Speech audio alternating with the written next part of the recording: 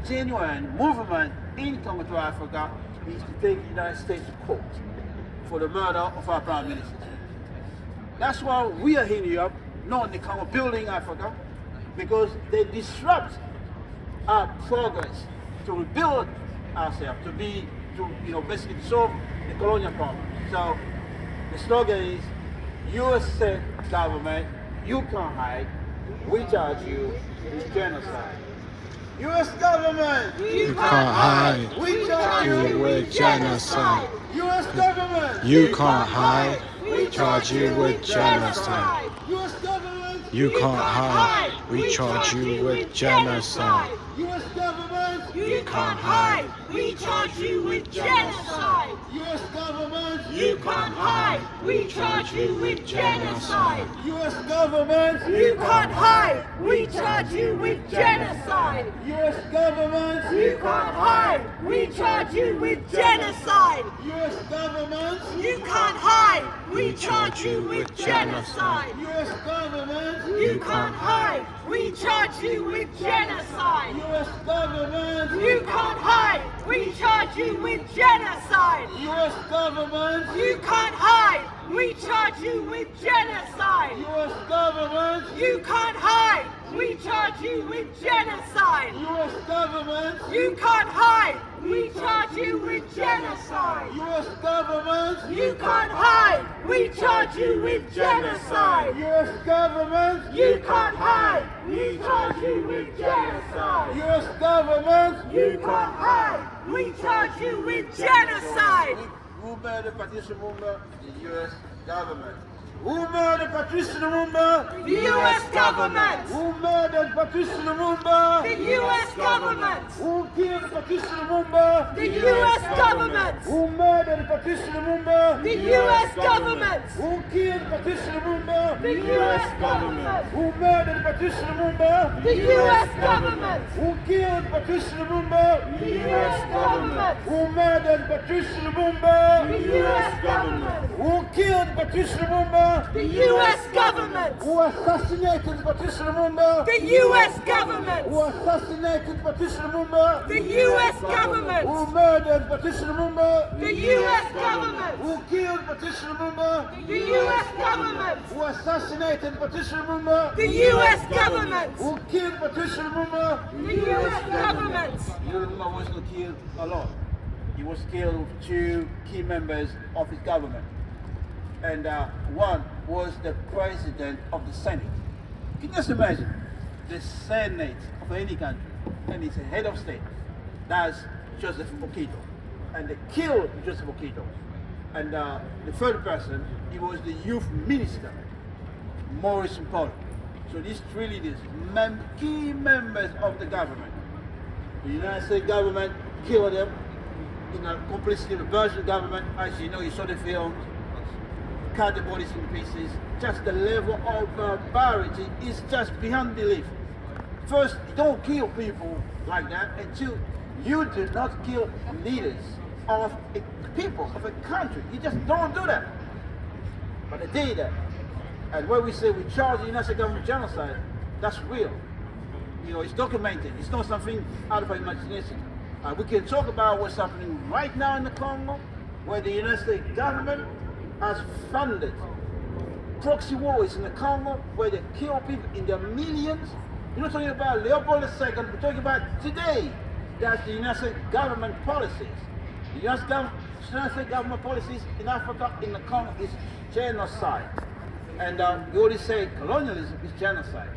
And you can't have democracy and freedom on a foundation of genocide unless you colonize it. Because the colonizer can find freedom and democracy, but the colonized can't find freedom and democracy on a foundation of genocide. That's why we're here today. That's the significance of Patrice Lumumba, who said colonialism must go. You know, when you go to demonstration, you hear a lot of time Africans, Congolese, whoever, they will say the name of the leaders must go. They say Kabila must go, Tshisekedi must go. Well, Mobutu's gone. Kabila's gone. Tshisekedi will go. But colonialism is still there. That's the problem. You can say how many times you want to be able to go. That's not enough.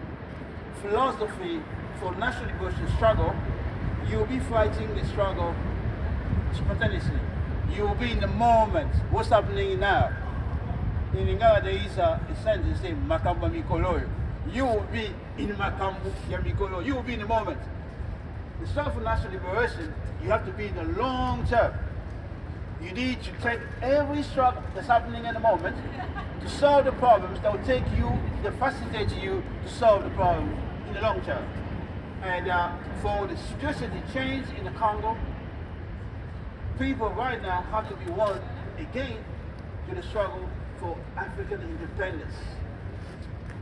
People have to be won to that. Not just struggle to go and vote. That's what people are doing. You have to warn the masses to the struggle for African independence, which means independence in the Congo, independence throughout the region, independence in North Africa, independence everywhere. So there is a movement for national independence throughout Africa. That is a must. Another thing that needs to happen is the leadership of anti-colonial struggle must become the main leadership throughout the Congo and throughout Africa. That is fundamental. We can't just talk about struggle against colonialism, but the leadership of the anti-colonial struggle must become the main leadership throughout Congo, throughout Africa. That's what Lumumba represented. Lumumba won the struggle for African anti-colonial leaders to be the main leaders in the Congo, as opposed to all kind of leaders being there. They represent the tribe, they represent this and that. No, the anti-colonial struggle must become the main tendency, the main leadership of the struggle. Of course, the struggle for the unification of Africa is crucial. Every border in Africa is what? Is the colonizers' border. Every border in Africa is the colonizers. If you have a border between Congo and Angola, the border represents the colonizers. They will use that border to destabilize either Congo or Angola, whoever's going towards African independence or revolution. They will use the border. So we don't need borders. When the Europeans attacked Africa, there was no borders. We don't need a border. We need one Africa, one economy that will have at least 2 billion people. Africa has other resources, brain resources and material resources. Put them together, we can develop very rapidly. If China, with lesser resources than Africa, has developed rapidly, what about Africa? With more people than China, with more resources than China.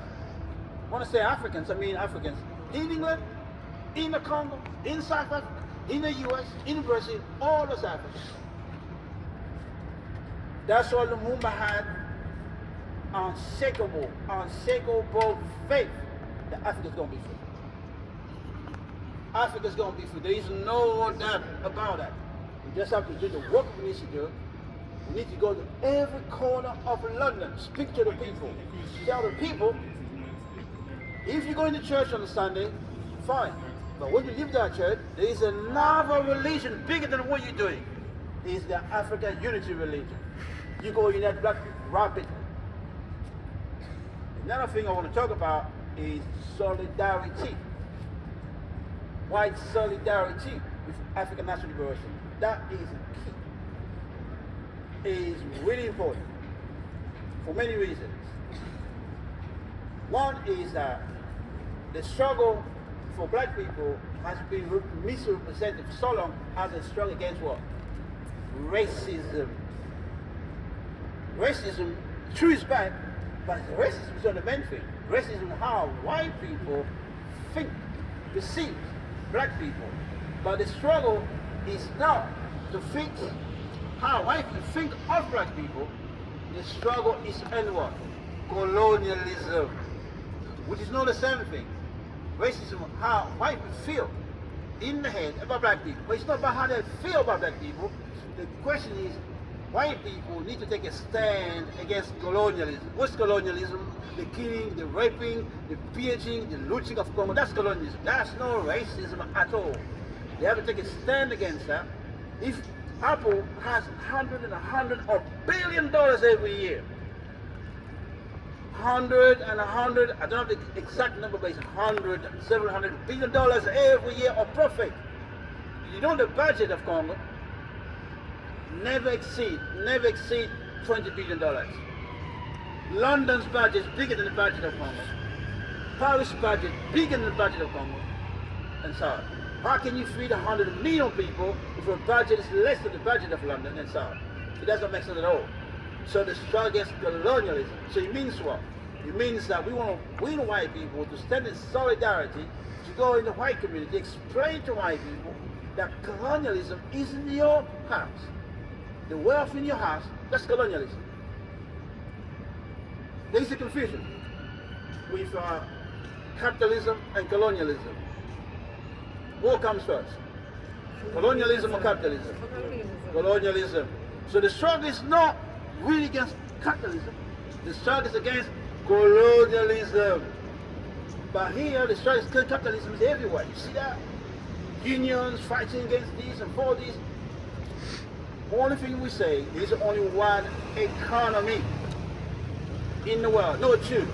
Only one world economy. And it's what? It's a colonial world economy. The iPhone and the people who dig the mineral in Africa, they are part of one economy, not two, one economy. But one lives in abject poverty, in genocide conditions, but others live in luxury, good life, and holidays, and you name it. But it's some economy. So this has to stop. That's what we say, white people have to take a stand against colonialism. And that's why we raise the demand for reparation. The Belgian must pay reparation to Congo. The Belgian must pay reparation to Congo. The wealth from the Belgian, is there a debate that the Belgian stole wealth from the Congo? Is there a debate that Apple is looting the wealth of Congo? Is there a debate about that? There is no debate. So reparation is a must demand. So briefly, this is some of the outline based on African internationalism, and this is the theory developed by Chairman Omali Stella, the man the United States government wants to put in jail. That basically lay out the way forward for the African Revolution. So I just want to thank everyone for being here. It's not all of us today, but it doesn't matter. It's the quality of what we do sometimes that matters. So we're going to end with chanting the few slogans we have for today. Then we're going to start. Long live Patrice Lumumba! Long live Patrice Lumumba! Long live Patrice Lumumba! Long live Patrice Lumumba! Long live Patrice Lumumba! Long live Patrice Lumumba! Long live Patrice Lumumba! Long live the African Revolution! Long live the African Revolution! Whoa, thank you everyone. I know it's cold. But,